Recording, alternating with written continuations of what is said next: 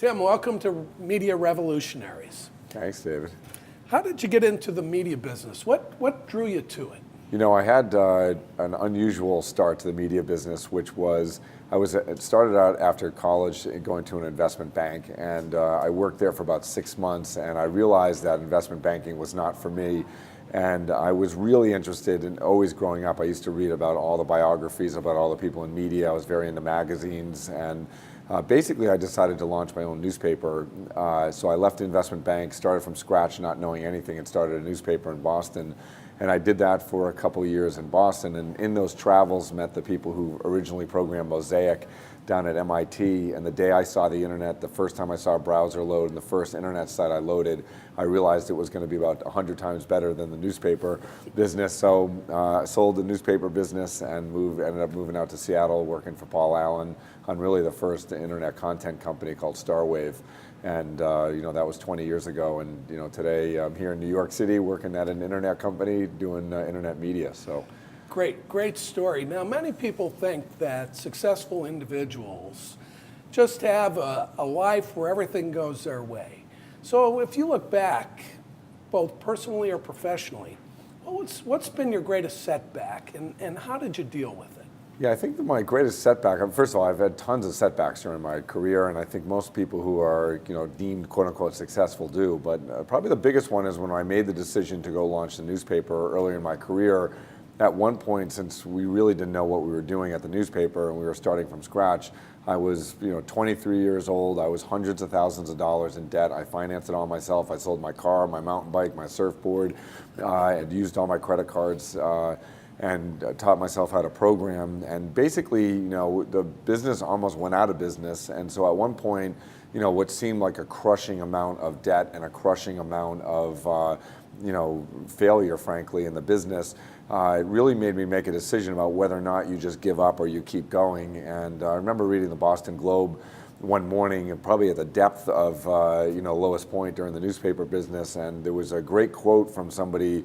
There was an article about how handicapped people overcome adversity, and there was a quote in there I used to carry around in my wallet for years that basically said, the world doesn't owe you anything. You have to get up, and every single day you have to continue and improve yourself and to grow. And I felt really bad for myself with the newspaper business at that time period, and I read that quote, and it just hit me right between the eyes, and I got up that morning and said, you know what, regardless of what happens, I'm always going to keep pushing forward. And I think, it was a great lesson for me, because every single piece of success or every single failure I've had, success and failure are two sides of the same coin, and the most important thing is actually to just keep moving forward and keep going. And I think that, one thing that's been amazing about my experience at AOL is AOL was a company that wasn't doing well, and we've gotten it to be doing better. We can do a lot better in the future, I think, but it's been a real amazing thing to watch, thousands of people at this company basically get up every morning and just improve a little bit every day. And I think that,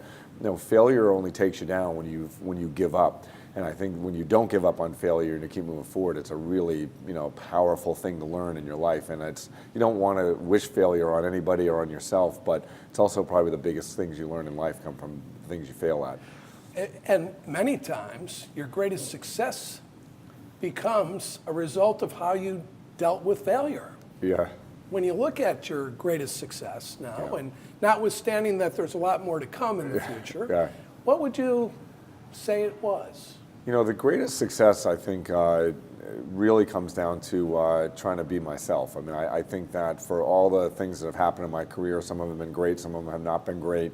I've had one simple philosophy, which is when I go to bed at night and I put my head on the pillow, I want to be really honest with myself for mistakes I made, to apologize for them, and for successes that we've had is to really recognize the people who have driven the, success. And I feel like I have a personal mission statement I use in my life, which is really about making as many people as I possibly can successful, my family, the people I work with, those things, and that's really what drives me, and it's something that I personally live by. And I really think success for me has been staying focused on my family. Had a huge influence, my parents growing up on me about values and and hard work and ethics and those things, and I've tried to stay as true as I can to that overall, and I think that's probably been the best success that I'm most happy with overall.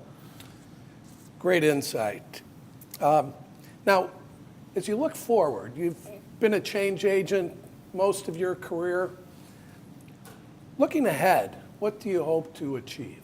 Yeah, one of the things that I think is harder as you go on in your career and as businesses get successful, and we've talked a lot about this internally at AOL, is you tend to take less risks. And nobody wants to have any success go to failure. So the more success you have, the less likely you are to take future risks in many cases. And one of the things I look forward to actually is I think actually we've taken a lot of risks at AOL and a lot of them have worked out well, but I think at a bigger scale, I hope we take even more risks in the future. And I think when you think about where we are as an industry right now and where we are as a company, the reality is there's going to be billions of people more connected to the internet. Everyone's going to have a high bandwidth machine in their pocket, which is a smartphone. And the ability for human beings to have an impact with each other and across the whole industry is going to be 100 times in the future what it is today. And I think the challenge is, where we look at where you are today, it's hard to imagine things 100 times bigger, 100 times faster, better, those things, but I think we have to live in that world. And if you think about the world that way, I'd say that our future success is going to come from taking really substantial risks, towards the future. And I think just the older you get and the more successful you are, the less you want to take risks, but it's probably the secret to keep, having more success in the future is being okay with taking risks. Now, it's been 5 years since Jeff Bewkes tapped you to become CEO of AOL, and that must have been a big life-changing event for you. How did you manage it, and what are some of the key takeaways you would like to share about that day and what you've learned over the years here?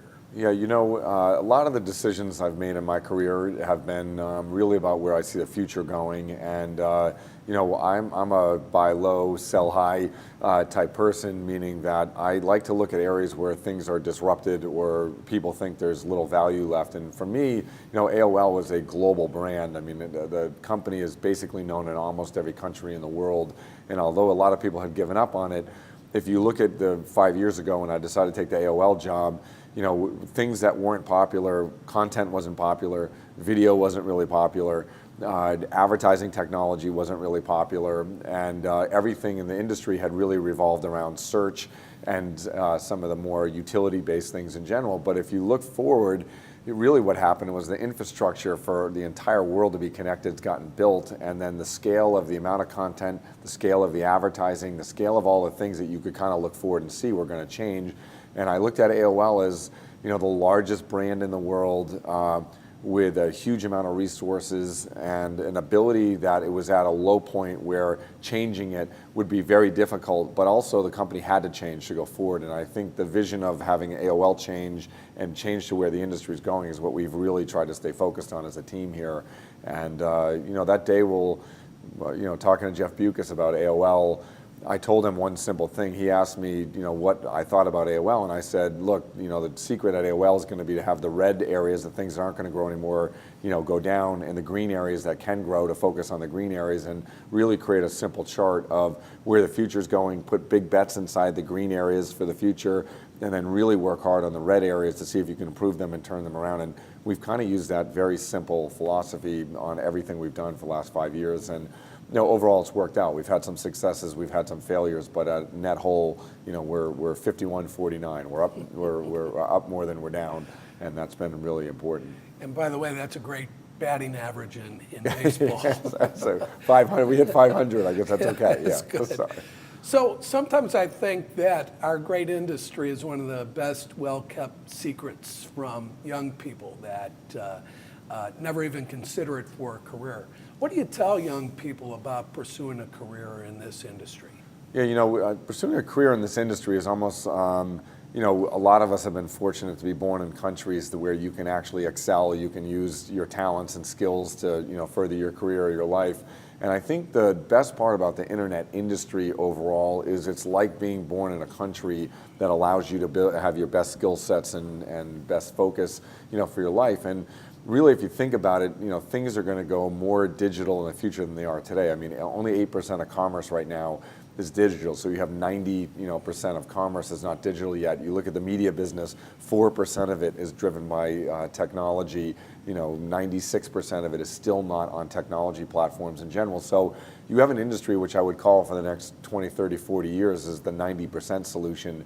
And you are going to have a tailwind of that 90%, going all the way down to the fact where it's all digital. And from a fortunate standpoint, if you choose to be in our industry, you're making a very fortunate choice, because if you work really hard and you're really focused, you have a tailwind that a lot of other industries won't have. And not only that, but I think our industry has attracted early adopters, and a lot of the people in the industry, senior people like yourself and other people who have run companies that have changed the landscape.